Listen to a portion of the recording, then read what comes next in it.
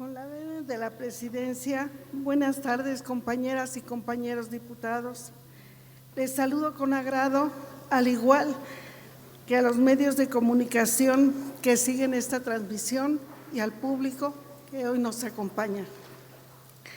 El Día Internacional de las Personas con Discapacidad fue declarado en 1992 por la Asamblea General de las Naciones Unidas mediante la resolución 47/3, con el objetivo de promover los derechos y el bienestar de quienes se encuentran en situación de discapacidad en todos los ámbitos de la sociedad, así como concienciar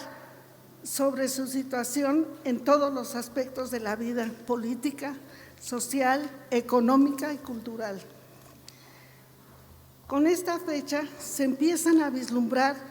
los primeros pasos hacia un camino de reconocimiento de los derechos de las personas con discapacidad y que desde entonces han ido evolucionando atendiendo las necesidades de facto de este sector. La historia del tratamiento de la discapacidad a través de diferentes modelos ha sido brillantemente expuesta por Agustina Palacios, que nos ha narrado cómo en la historia la atención a las personas con discapacidad ha pasado por varios momentos que pueden agruparse en diferentes modelos, que hasta una época muy reciente era posible hablar de ellos. El de la persistencia y el rehabilitador, que compartían una visión negativa de la discapacidad. El primero, en términos generales, se caracteriza por una consideración de la discapacidad como una situación producto de un castigo. El segundo, a diferencia del anterior, entendía la discapacidad como una anomalía que no tenía su origen en un castigo divino, sino en una imperfección física, psíquica o sensorial, congénita o adquirida, que situaba a algunos sujetos por debajo de los niveles que se consideraban como anormales. Las consecuencias de este modelo se traducían en muchos casos en la marginación de nuestro colectivo, aunque en ocasiones también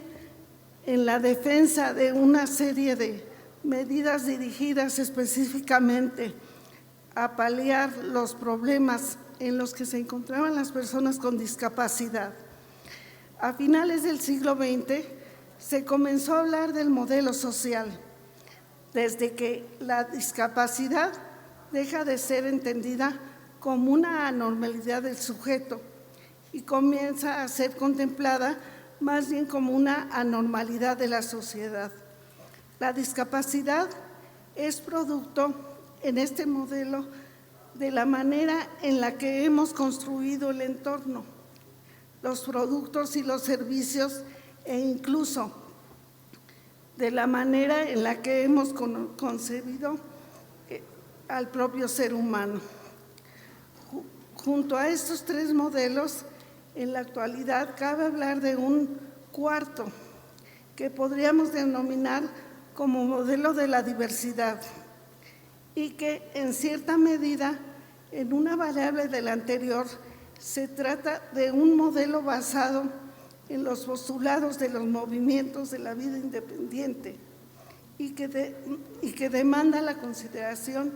de la persona con discapacidad como un ser valioso en sí mismo por la diversidad. En este año, el Día Internacional de las Personas con Discapacidad es participación y el liderazgo de las personas con discapacidad. Agenda del Desarrollo 2030, que se centra en el empoderamiento de las personas con discapacidad para un desarrollo inclusivo, equitativo, sostenible, como se pedía en la Agenda 2030, para el desarrollo sostenible que se compromete a no dejar a nadie atrás y considera la discapacidad como una cuestión transversal en la implementación de sus 17 objetivos de desarrollo sostenible. Estos objetivos hacen referencia a la discapacidad, específicamente a las partes relacionadas con la educación, el crecimiento económico, el empleo, la desigualdad y la accesibilidad de los asentamientos humanos, así como en la recopilación de datos y el seguimiento de objetivos de desarrollo sustentable. La importancia de este día también está relacionado con la proyección del futuro de todas las poblaciones. Es necesario hablar abiertamente de temas como el incremento de la longevidad y de las naciones, que nos obligan a vivir y convivir con la discapacidad. En palabras de Agustina Palacios, se tiene que enfrentar una realidad futura en la que se vive lo suficiente, se tendrá que aprender a vivir con la diversidad funcional que nos venga con la edad. Por ello, tengo la esperanza que en este futuro próximo hayamos encontrado la dignidad en ser diferentes y que pertenecer a este grupo en situación de vulnerabilidad tenga un mejor entendimiento del que hoy vivimos. La cuestión fundamental que se quiere resolver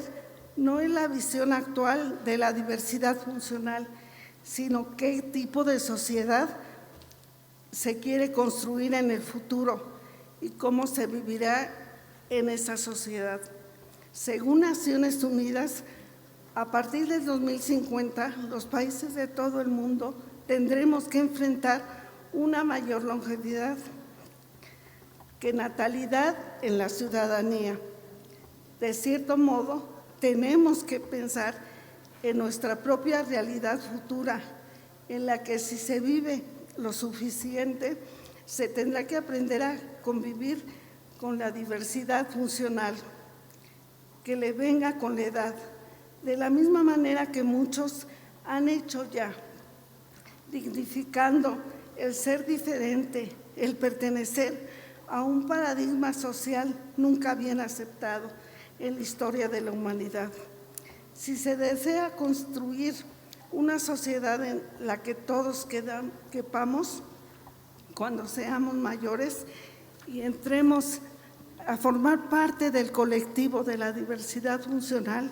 si se desea que la diversidad funcional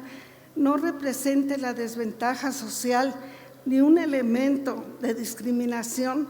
se debe de ir cambiando desde hoy la visión sobre la diversidad funcional y la dignidad en la que se sustenta. En nombre del Grupo Parlamentario de Morena,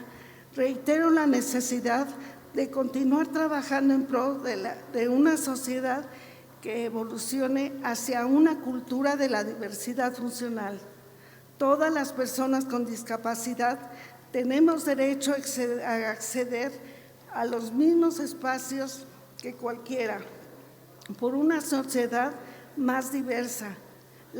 Los invito a comprometerse con un mejor futuro, que será reflejo de una mejor sociedad. Es cuanto.